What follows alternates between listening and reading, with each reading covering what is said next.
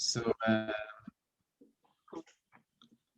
so we're happy to have Vincent Tassillon from ETH and in Zurich, and he's going to talk about percolations of graphs of polynomial growth.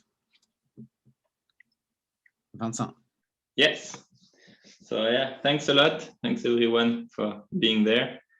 I'm very happy to be a bit like in Israel, at least virtually. And actually, the topic I'm gonna talk about is very influenced by the research that has been taking place in Israel, and I mean most of my heroes are coming from there. Itai is not in the room, but he has already been here a lot for me, and I really am very happy to talk about that at the seminar.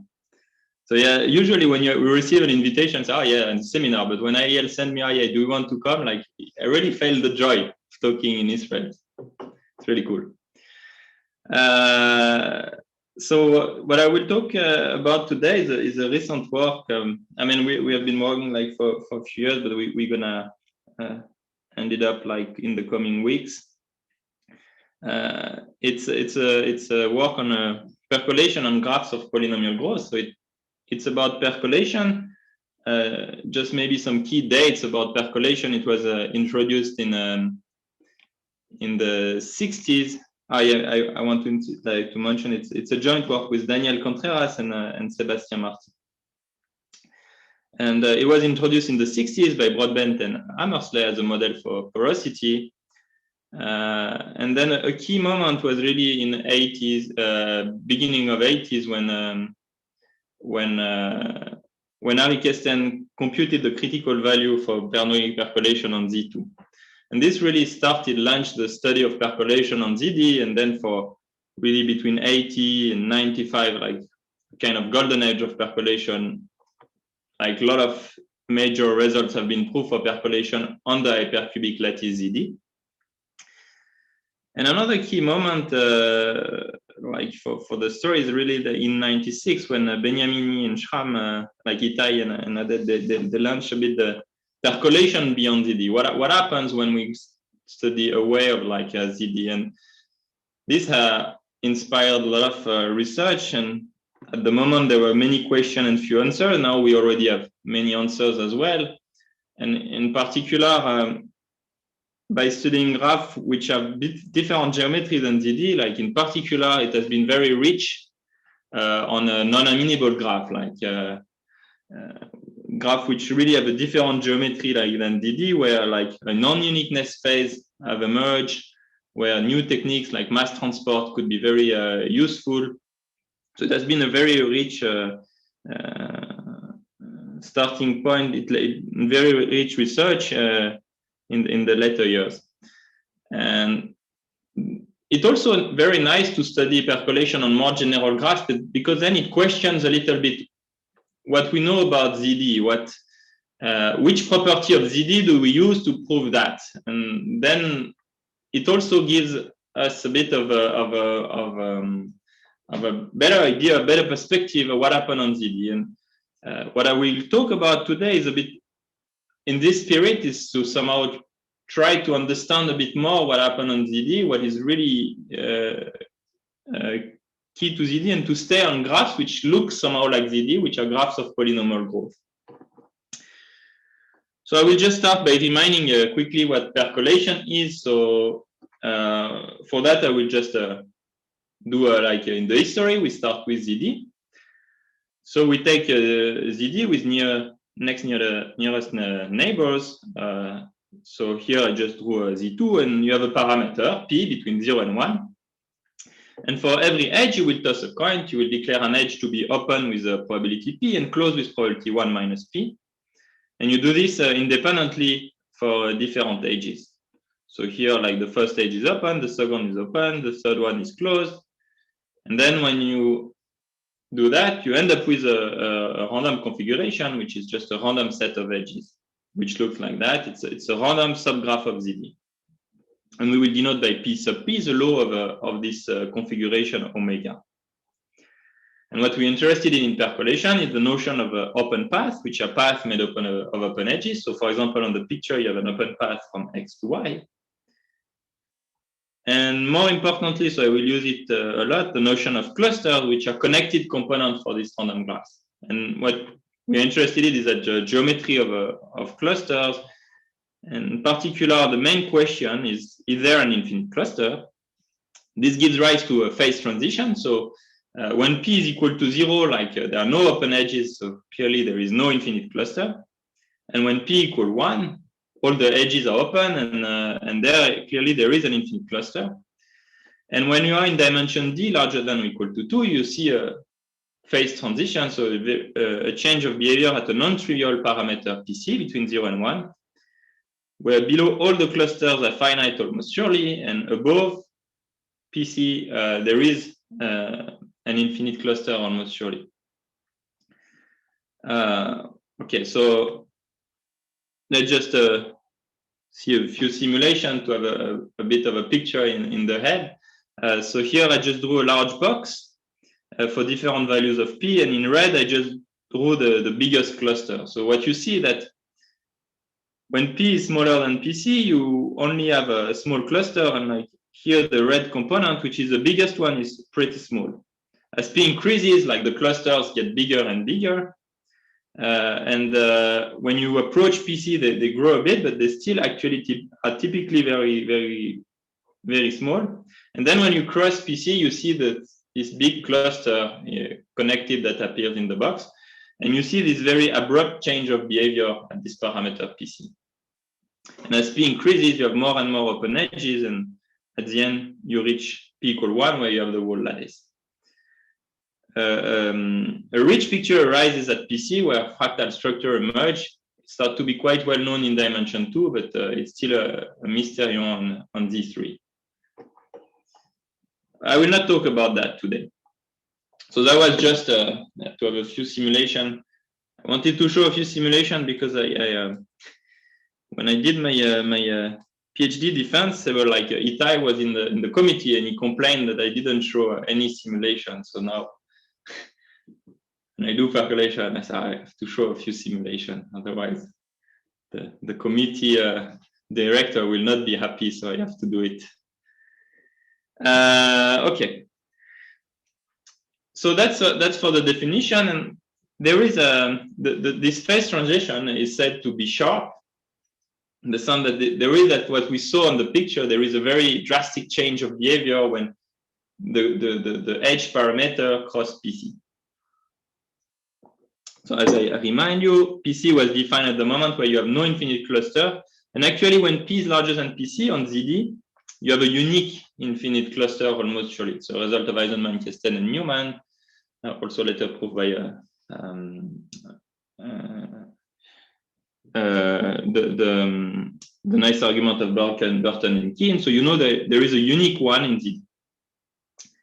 And this phase transition is sharp. So what do we mean by that? If you are P below than PC, what you know is that, let's say, if I look at the probability that starting from 0, I have a path that goes to distance n, we know it goes to 0.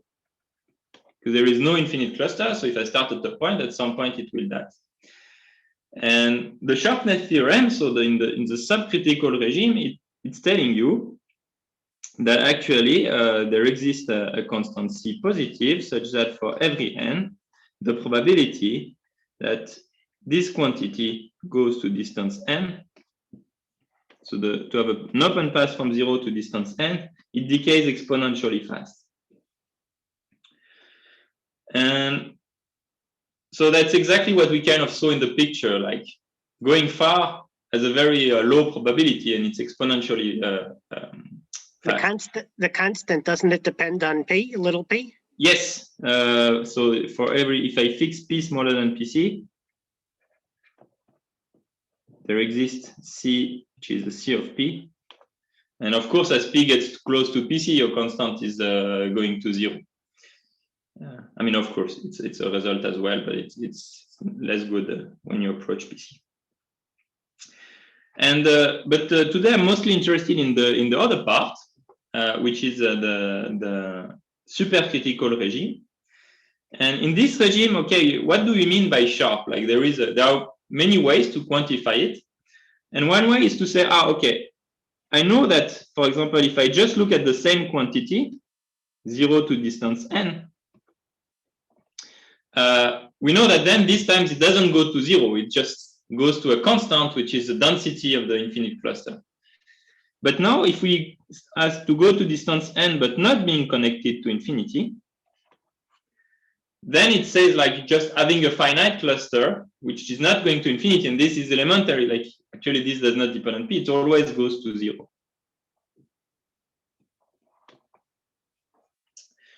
And the sharpness result, which is one of the most maybe difficult theorem, is say that if you take p larger than pc, again, there exists a constant, c, so again, it depends on p, such that the probability of having a path from 0 to distance n, but 0 is not connected to infinity, it also decays exponentially fast. I mean, there are many ways also to characterize sharpness, but it says like, if I don't look at the infinite cluster, if I just look at the finite cluster in the supercritical regime, then I have exponential decay in the tail for these clusters. So that's what we mean by sharpness. There are like two parts, like the subcritical sharpness and the supercritical sharpness. And the result I want to discuss today is this result in more general geometry than ZD. The framework we are working on is a set of transitive graphs of polynomial growth. So I don't want to make all to spend too much time on that. But the graph we are looking at transitive, which means like all the vertices play the same role in the graph. And they have polynomial growth. So since the graph are transitive, I can just fix a vertex and look at the ball around this vertex. The size of the ball does not depend on the vertex. And we just say, okay, the growth of our graph is at most polynomial. So there exists a constant d such that bn is smaller than n to the d. And then there are difficult results. So the first one is Trofimov that says that actually we can understand the growth of transitive graphs the same way as nilpotent group. And then the geometry of nilpotent group has been well described by a result of Gromov. What we know is that actually we know that there exists a constant d, which is an integer, such that when we have a graph like that, it grows like n to the d. And it's not possible that you have a polynomially growing graph like n to the 3 half. It really grows like an integer, and you have lower and upper bound up to constants. And so in this talk, we always take d larger than or equal to 2 because we want to study the supercritical regime, and if d equal 1, basically you look like z, and pc equal 1. So it's not a very interesting supercritical regime. So we are restricted to d larger than or equal to 2. Just to have a picture, like maybe some examples to have in mind, and we will come back on that later. So first there is ZD. It's clearly a transitive graph with a polynomial growth. Another example is also we stay in somehow with the vertex set, which is ZD, but we kind of look at different set of generators. So for example, if this is 0 and you say that these 4 points are the neighbors of 0, and then you do that everywhere in your graph, you get another transitive graph, which is not ZD, but look at the same kind of structure of ZD. But we will see this graph already are much more difficult to treat because they have potentially less symmetries than ZD. And another example, which is really like even different geometry, is Heisenberg group. So I don't expect like you try to have the picture of the Heisenberg geometry in 1 minute. If you know it, I think many of you already saw this graph. The graph is also, it has vertex set in V3. So if you just look at axis 0, it looks like a bit like Z2. And then when you move by the axis by 1, you kind of transvect your graph a bit.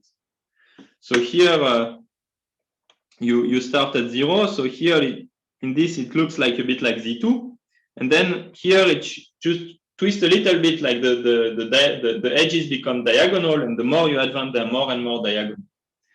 So this graph has a property that it has two generators. So we see that a point has 4 vertices.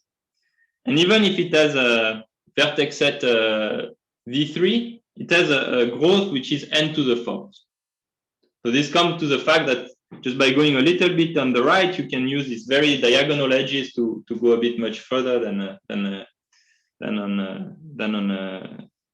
Z3. And the formal definition, it's you can also see this as a Cayley graph of a group of matrix with 2 generators.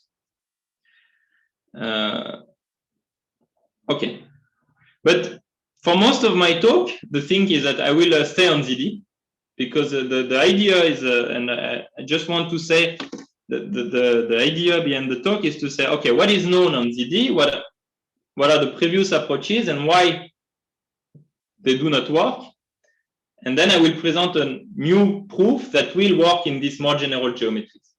So that's a bit the plan for the talk. Are there questions so far?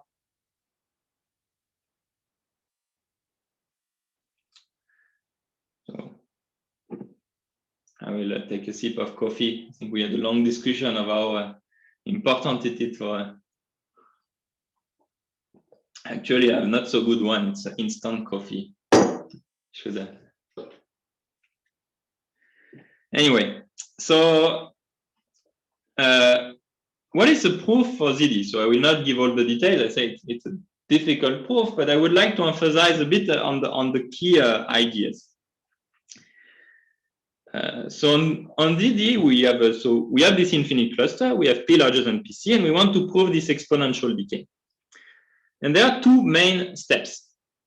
The first step is a result of a Grimet-Marchand, which was proved in the 90s, and which says the following. You say, if I have P larger than PC, so you are a priori you know that you have an infinite cluster in the whole lattice ZD. And the theorem says that actually you can restrict the cluster. You know that even if you don't take ZD, but just a slab of ZD, so a slab is just a graph of the form Z2 times a finite piece of ZD.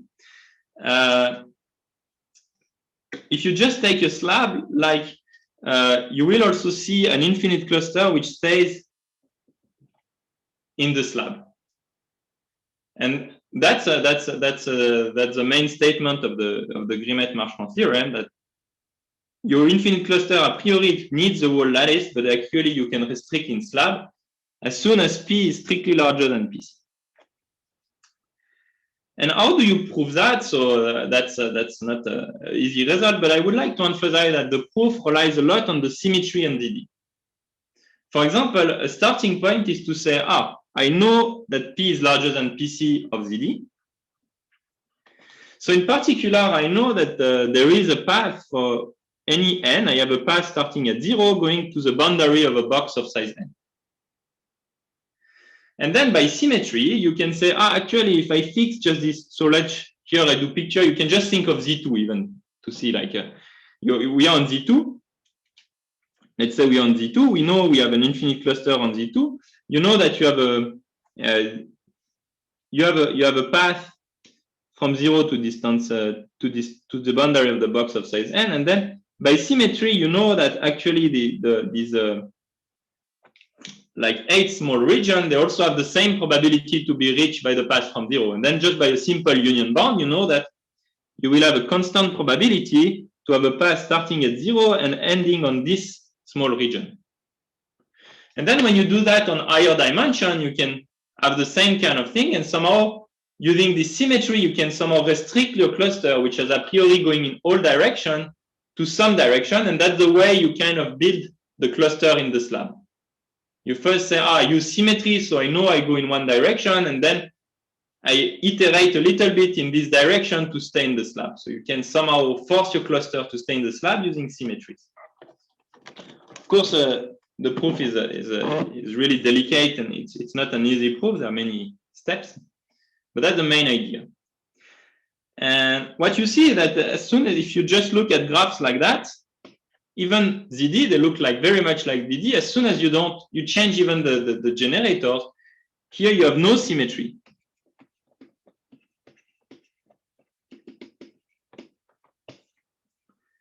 A priori, and therefore, even the proof of Grimet-Marchand is really difficult to establish in this context. And at the moment, there were no proof of Grimet-Marchand even just for this graph, not even going on the generality of polynomial equal. And the second step, is to use ZD, you can decompose into slabs. So if you take now ZD, so let's say now we want to prove this result. You say, okay, I can partition DD into small slab of thickness L. And by the first step, we know that we have an infinite cluster in a slab. And now you said, you can look at the following question. You say, what is the probability that I go to this start at 0 and I go to distance KL without going to infinity? So which is somehow and being blocked. That's the event we try to estimate. Oh, very good. I did not understand what you're asking about now. What's the event? So the event is, let me just, thanks for asking, because I do things with picture and so the event is that 0 is connected to this half space at distance KL from the origin. And, you mean you've gone through K different slabs of thickness L. That's what you mean. Yeah, right? So just for the moment, forget the slabs. Just you look at the event that you have a path from 0 to this half space. So you're not insisting at the moment on some slab structure, just distance KL. Okay. Exactly. That's exactly. I go to distance KL, and here for simplicity, just for the argument, I will just fix half space, just to illustrate the idea. But at the moment, just forget that they are slabs, and just look at the event that 0 is connected to this region, but not to infinity. Okay. It's okay, the event I want to estimate. And the thing is that to be connected to this distance KL, you need to cross the first slab. So starting at 0. And here you have somehow just when you start, you have a positive chance. You have a probability C or delta here to go to infinity in this first slab. So to reach just the second slab without going to infinity, it costs you some cost delta. So in order to manage to go here, so you need to go to the first slab, but you need to fail somehow to go to infinity in this first slab. So you do this, you explore your cluster until this half space, and then you keep going. Then you say, okay, what is the probability that I reach the next slab without going to infinity? And you see that here, this time you have this point, this region you have not explored, and again you have a chance to go to infinity in the slab. So the probability to reach the next slab without going to infinity will also cost you a constant delta. And finally, the event I tried to say, just crossing all this slab without going to infinity, the probability of that will be smaller than 1 minus delta to the k. So each time you need to fail to go to infinity, and you can do it in a recursive manner. So that's the argument of Chase and Newman, which says as soon as you know slabs, you basically are able to deduce the result. So here, I don't want to emphasize too much on the details of the argument. I just want to emphasize that here we have a slab structure but as soon as you start to go more general geometry, like Heisenberg, you don't have natural slab decomposition. You could try, but the thing is that a natural way to build slab here for a group is to take the group generated by two generators. In Z2, it's what you do. Like you take, or in ZD, you take a group, you take the group generated by two generators, and you get some kind of two-dimensional things. Here, if you take the group generated by two things in Heisenberg, you get everything. So there is definitely, it's not a very interesting slab. You don't have this very nice decomposition where you can apply easily the argument.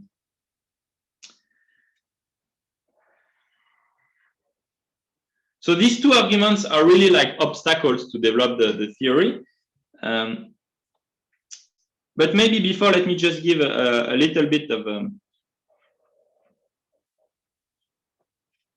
of perspective here. So somehow as I said, like on ZD, you have a general sharpness thing, which is in subcritical regime, I have exponential decay. In supercritical regime, I have exponential decay of the finite clusters.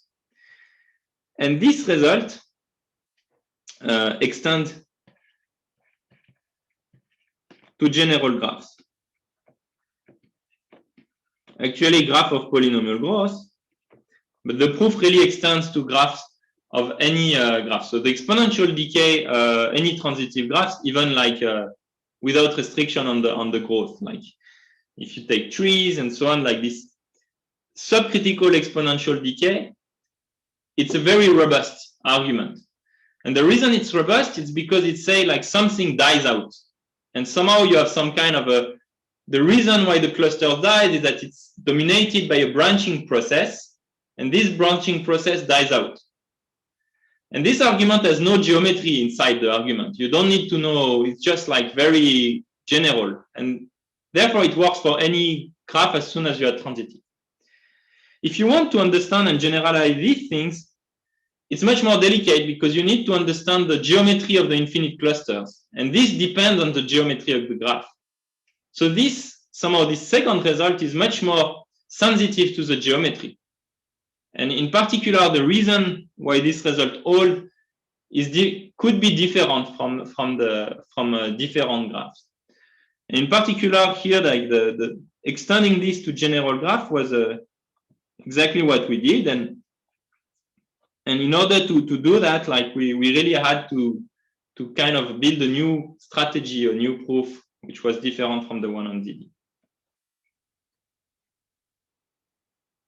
So, and that's the result we obtained.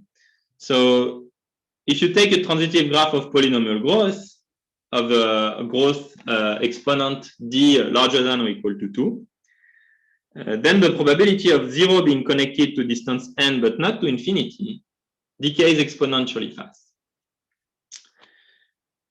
Okay, so and as a corollary, what we get is that it's not really a corollary of the theorem, but we also get that the cluster has the same kind of geometry as the balls, in the sense that the probability that the cluster we get also a stretch exponential with the correct exponent. Actually, this goes in both directions. That the probability that C0 is larger than n decays like exponential minus C and d minus 1 over d.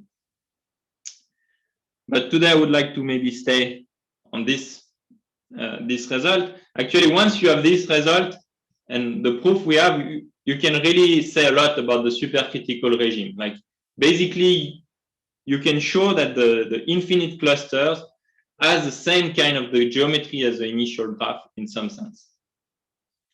Okay. Are there questions about this result? I hope it's clear.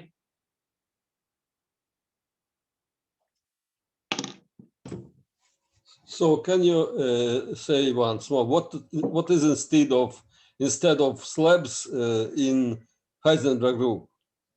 So we couldn't use them. Mm-hmm. So basically, it's just like my point was that there is no good notion of slab that make easily the argument work. Uh-huh. So that's an obstacle to generalize the previous approaches. Mm-hmm. That's what I meant is that somehow it's difficult to generalize the first step to example 2.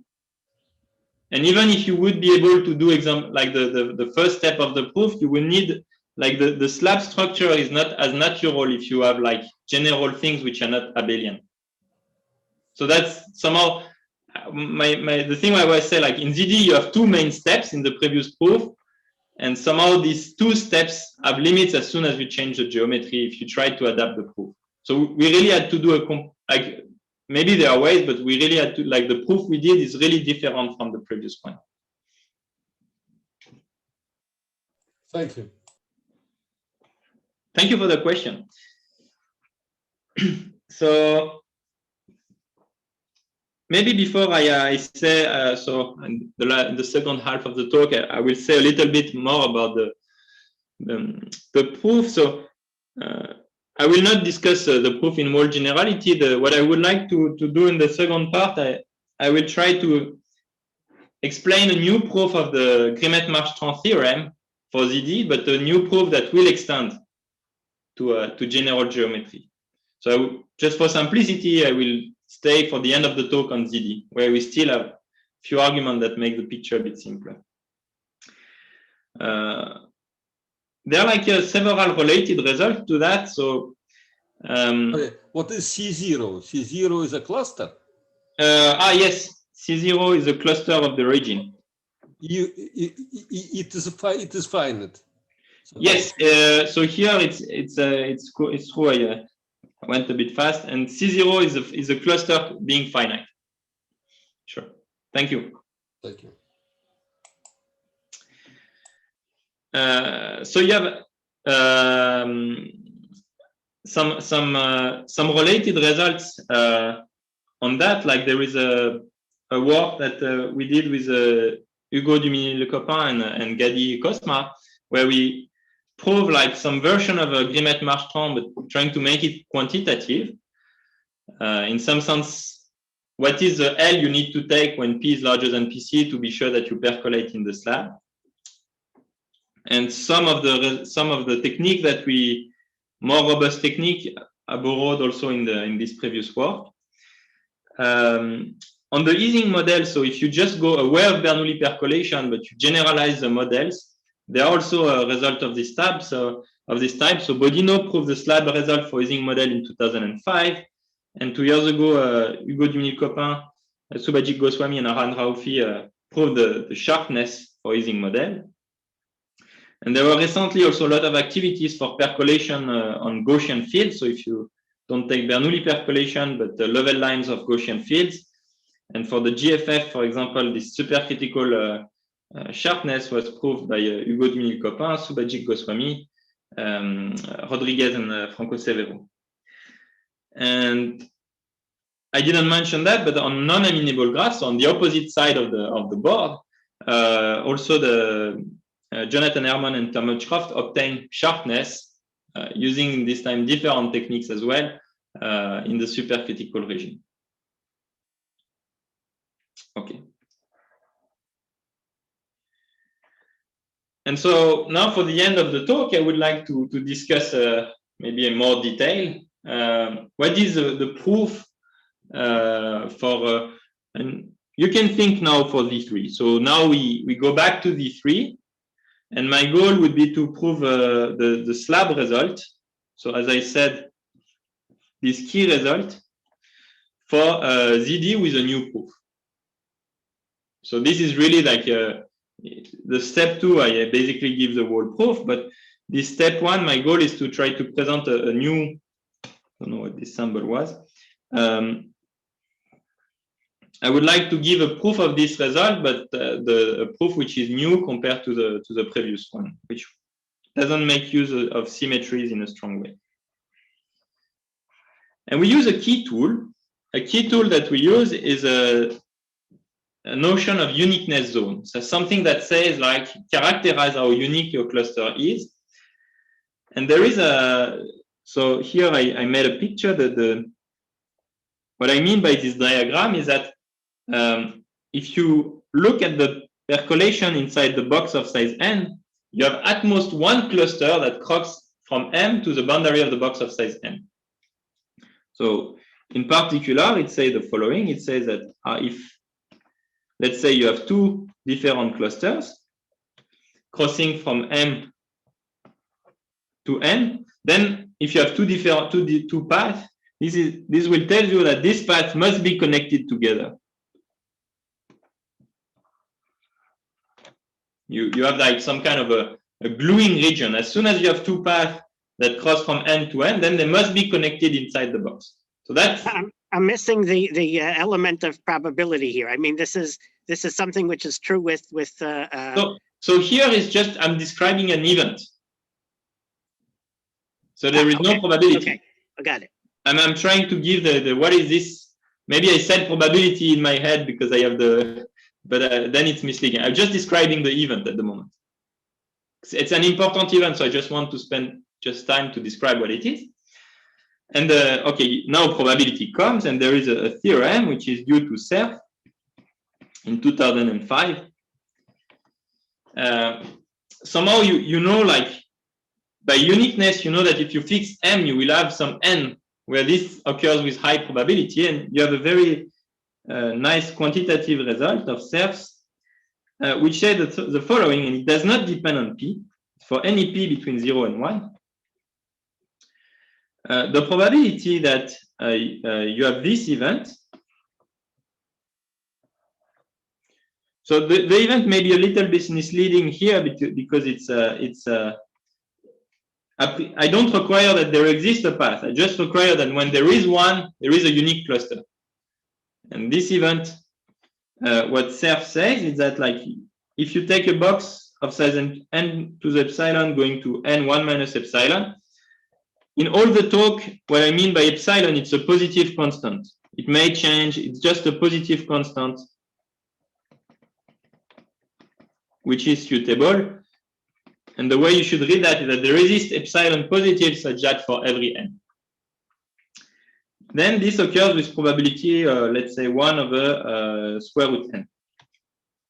So it gives a quantitative version of the fact that you cannot have two disjoint clusters crossing from n to the epsilon to n to the 1 minus epsilon. So this is useful because it allows one to glue paths. When you have exactly pictures, like if you have two clusters that reach a box of size n to the epsilon, you know that they have to be locally connected. Is it clear? Now the probability statement. So Vincent, the connections that can lead to uniqueness are allowed to use the small box, right? Yes, here I don't care. I know I have a connoisseur here. We know the subtlety. I think that was a question of Gadi for a while. And I think that's possible. I think Hugo has an argument that say that we can also have uniqueness without using the small box. But at that moment, I don't care. And in the argument here, yes, they are connected and they are allowed to use a small box. So here it's possible. I allow them to do that. But actually, you can refine the argument to not. And this is known for DD. I mean, and it's actually not known. We didn't manage to prove it for a graph of polynomial growth, just due to the lack of symmetry. But we had to kind of find a alternative. This still we could find something that could replace this and was sufficient for us. Okay, so now what is the strategy of the proof?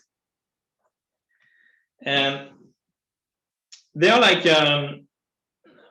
I'll try to describe that so as I said, we are on V3, P larger than PC, and let's say our goal is to prove percolation in slabs.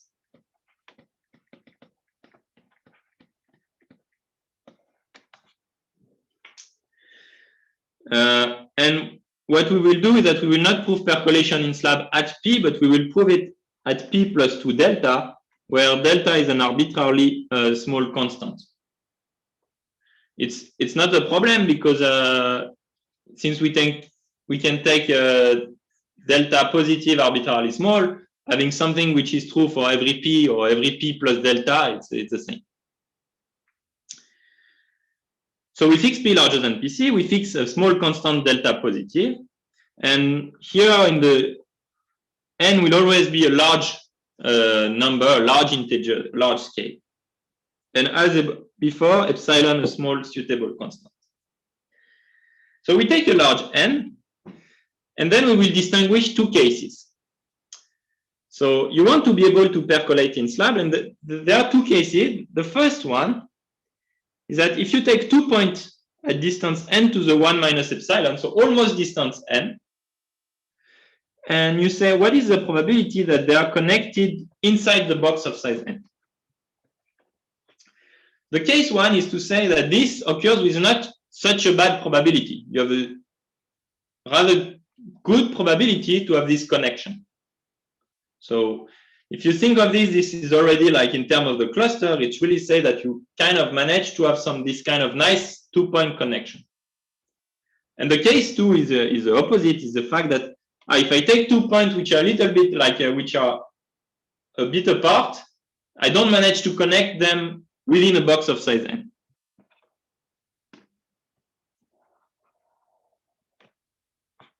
Okay, that's the two cases. One case is somehow a positive event. It's like, I have a nice 2-point connection function. And the other case is somehow negative. Say, no, I don't manage to connect things together. And the idea is to say, actually, in these two cases, we will be able to construct a nice event. And this nice event, I will give you this one. You have two boxes, which are like a distance n of each other within this kind of you have some kind of a Lego, which is 2n by n by n to the d minus 1. And you have two small boxes of size n to the epsilon, and you look at the probability that these two boxes are connected within this region. And the goal is to prove that actually now, if I just look at this probability, if I take n large, this is very high. And then once you have this kind of event, it's standard work to show that you can percolate in slabs. So I will not give all the details here. Maybe let me just do a picture.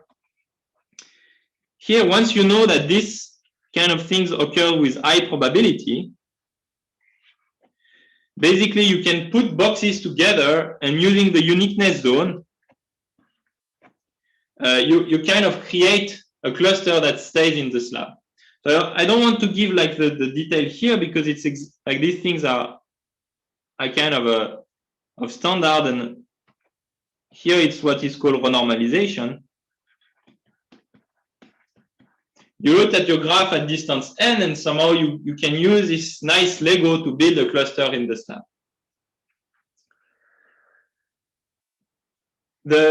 Somehow in this diagram, like the part 1 and 3 are kind of standards. I mean, everyone who is used to percolation will recognize and be fine with this. The real new step is this step 2. So I would like maybe to say just what happens with 1.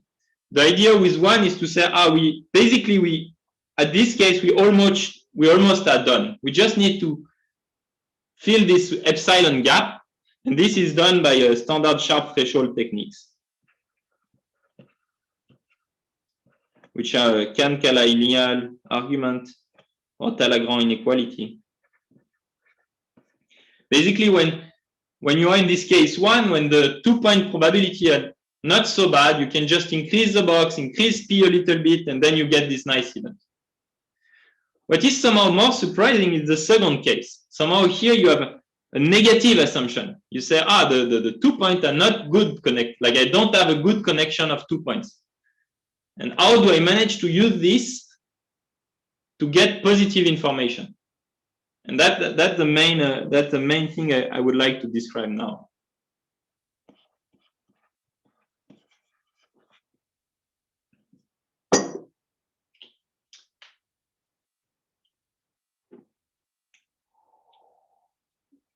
So are there questions about the global picture of the proof and the different steps?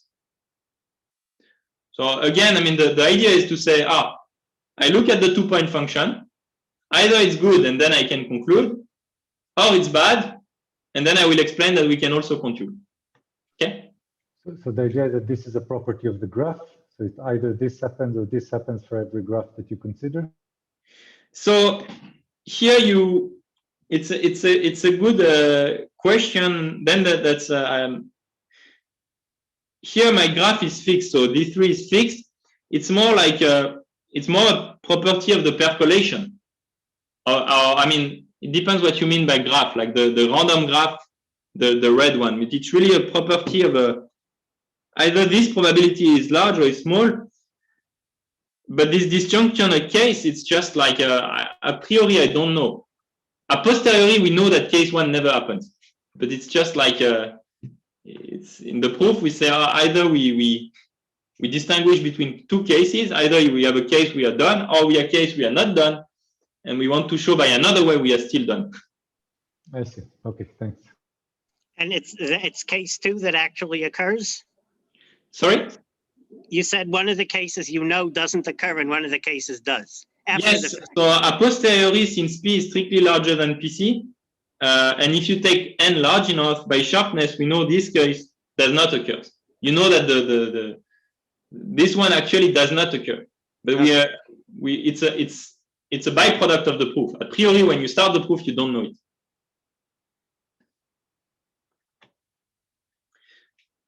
But nevertheless, I kind of like to put it like that because there is really something nice happening here that we use some negative information to get something positive. And that's what I would like to try to explain in the last minutes. Here, P is larger than PC, yes? Yes. Who was that? Yes. Yeah, exactly. So it's true. Like there is not only negative information. We know P larger than PC. We know there is an infinite cluster. So we somehow have positive and negative information, and we would like to deduce something. So since I don't have so much time, I will just state the lemma, the key lemma. And where we see what's happening. So we assume for any xy in the box of size n to the 1 minus epsilon, and here I would just put 1 minus epsilon over 2, you assume that the probability, so of course, like here I have like a P larger than PC, and we assume, and delta is a small positive constant, we assume that the probability of the following event, so if you take x and y in the box of size n to the 1 minus epsilon, and here you have the box of size n, so you take x and y, you assume, so I take just not a slightly more general statement, but if you have the 2-point function, it's the same as basically the input. You assume that this is small. And the consequence,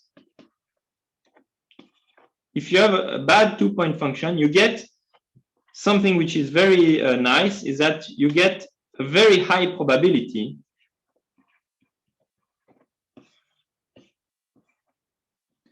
to have a crossing from the box of size n to the 1 minus epsilon to the box of size n, epsilon over 2, sorry, with probability larger than 1 minus exponential minus delta, and it's at p plus delta, n to the, let's say, epsilon over 3.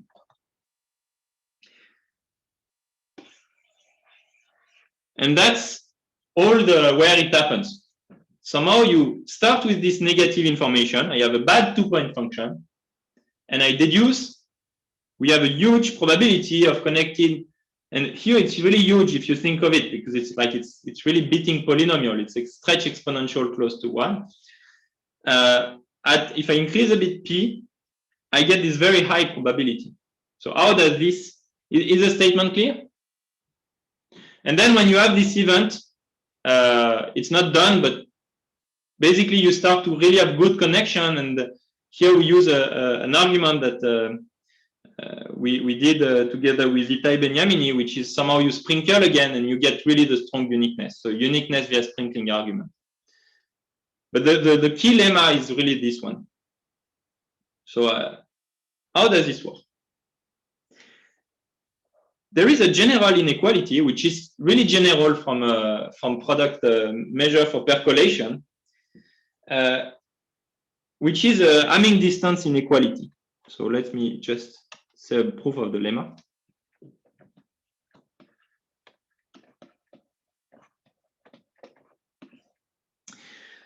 We have, if we look at the probability P plus delta of having a path from n to the 1 minus epsilon over 2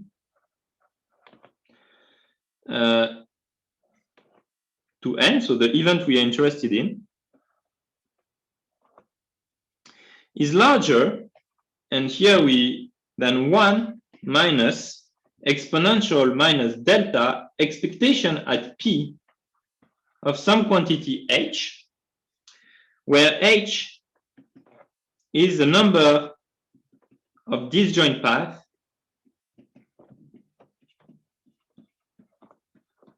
crossing from n to the 1 minus epsilon over 2 to n, to the boundary of the box of size n.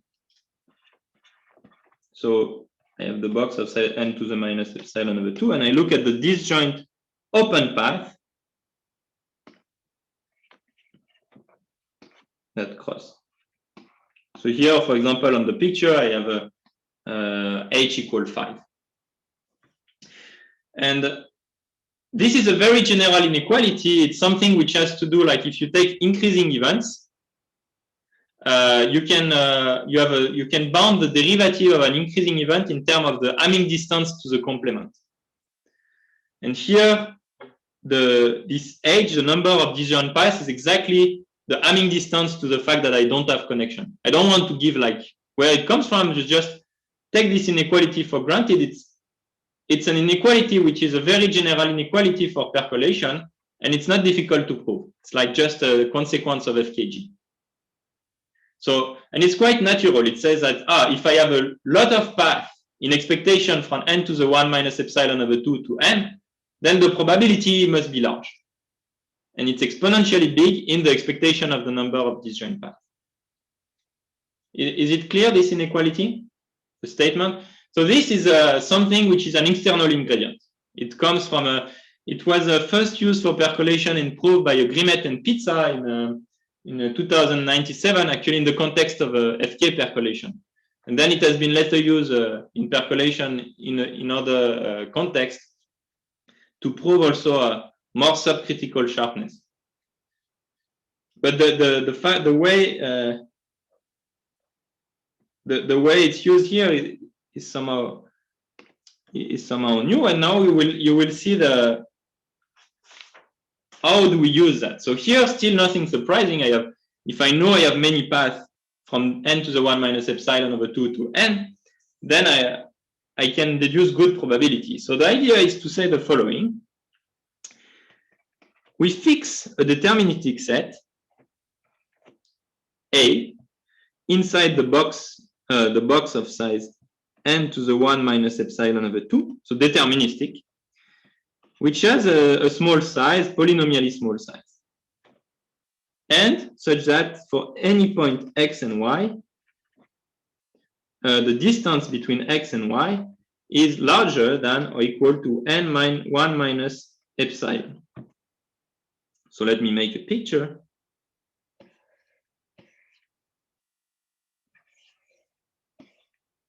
So that's the box of size n to 1 minus epsilon over 2. That's the box of size n. And I fix a set A. So let me draw it in blue.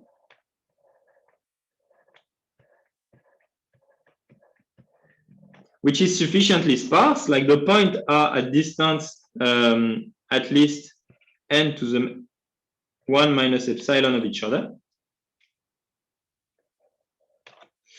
And I can take sufficiently many points, and I have this kind of subset of the box. And what do you know? And here is that we have two things. We know that the probability of 0, so which I denote like theta p, of 0 connected to or even like if I take a box, a point x in A, we know that the probability. Sorry, when you said for all x and y, you meant for all x and y in A, yes? Yes, sure. Okay, sorry. Yeah, sure. And disjoint.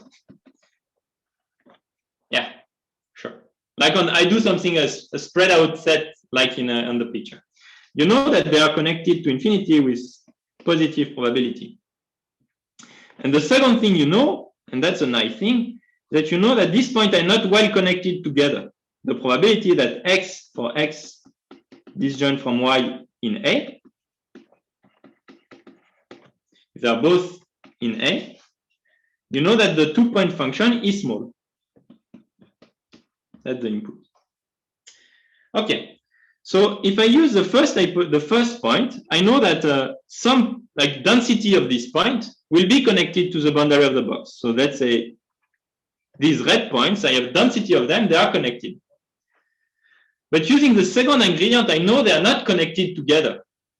And this you can just use a simple union bound to say that that does not happen. Like it has very low chance that just 2 points in set A are connected together. So all these points, this red point can be connected to the boundary without being connected together. It has to be through disjoint cluster.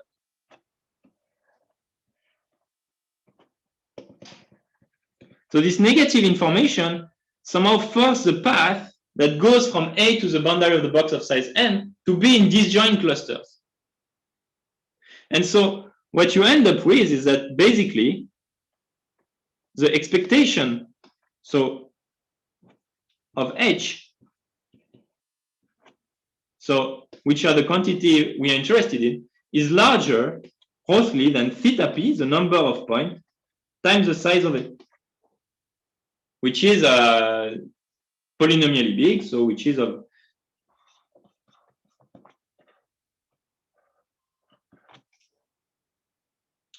and then you plug this inequality inside the Hamming distance inequality, and you get the result you want. And here we really see the way we use the negative information. Somehow you have a positive information, path exists, but the negative information tell you, the path must be disjoint. So this negative information translates into something positive, which is you have many disjoint paths. And since you have many disjoint paths, you have a large Hamming distance, large probability, and you are done. So I think I heard the Swiss bell on my back ringing, so I guess I'm done with time. Thanks a lot for the attention, the question, and the active participation. Thank you very much. Okay, thank you, Vincent. Questions?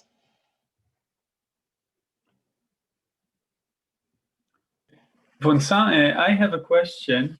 Good to see you. Thanks for the good talk. So the negative information, could you say something about the uniformity in X and Y? So you started from a 2-point inequality, but here you use it for many pairs of points. What is roughly the assumption?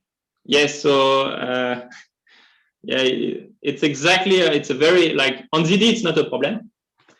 Because on ZD, somehow so here I cheated a bit to make the picture look sufficient, look a bit nice. I just took the 2-point function. But the disjunction of case is that actually here there exists xy, which are at distance x, which is larger than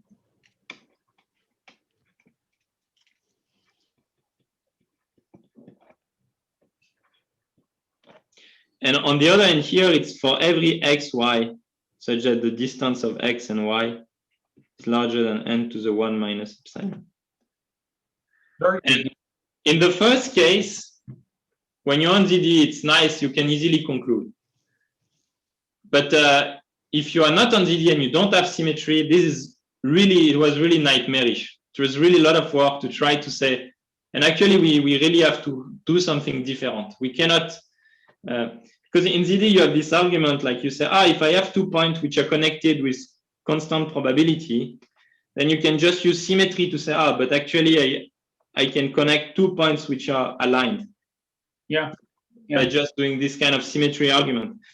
And when you are not on when you're on general lattice, you can just go in one direction and keep going.